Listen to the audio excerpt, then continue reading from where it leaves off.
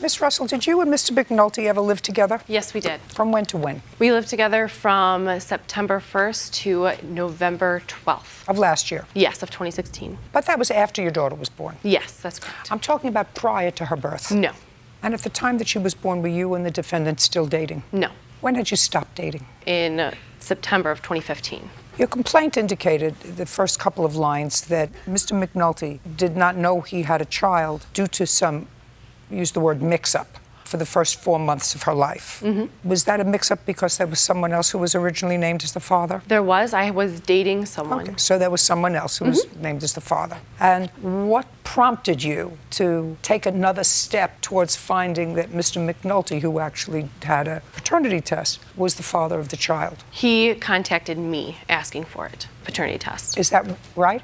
Yes, ma'am. Why? Honestly, it was crazy how I found out about it. I just found out through a picture online, and I saw that the child looked like me, and I just kind of had this crazy hunch that it might be mine, so I contacted her and got the paternity test done. And Just a minute. When you contacted her, where was she living? it was Lafayette, Indiana, which is about an hour and a half from me, almost 2 hours. With whom? Her sister. And in what month was that? I can't tell you exactly. I want to say it was around September. So you're talking about September of 2016. Yes, ma'am. Now, when you found out that this little girl was yours, according to what I read, you invited her to come to move into your house. Yes, ma'am. Why?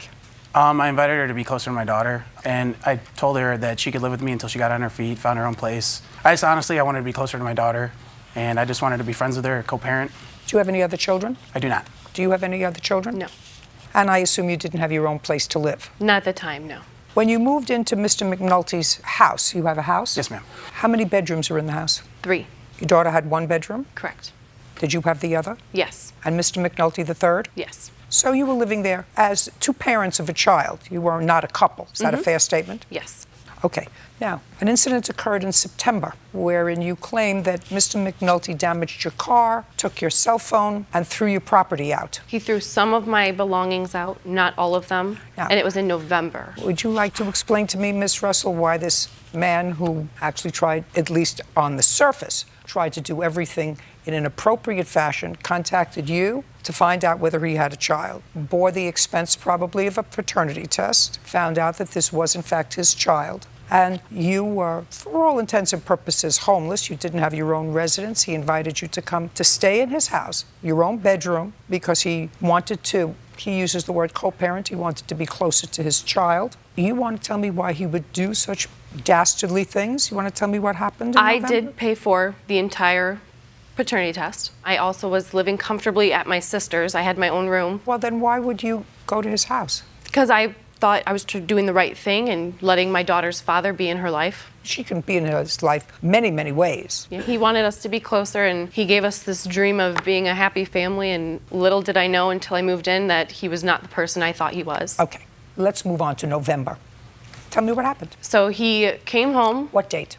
It was November 12th, I believe. He came home inebriated with a girl for the 3rd time. And we had an agreement that he would not bring home women while we were living there for the safety of our child and No, just for a second. respect. Just a second. When did you make this agreement? After we decided we weren't going to have a intimate relationship. Right. In what month was that? That was September. Okay, so shortly after you came in. Yes. Okay, tell me about the conversation. Conversation after he got home that night? No, the conversation where he said that he would not bring women home to his home, even though you weren't his girlfriend, you weren't involved in a relationship. Tell me about that conversation. Our conversation was out of respect for each other and for our daughter, unless we were serious about people and until I moved out with our daughter, that he would not bring girls home. Is that correct?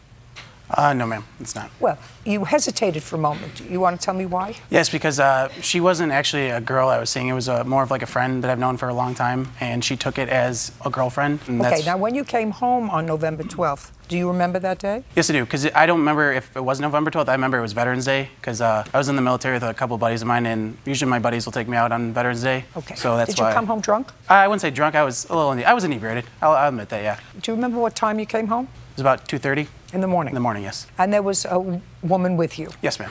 Okay, so let's hear what happened. That was the instance of one of 3 women throughout Where? the process of living together he'd brought That's okay, home. it's his house.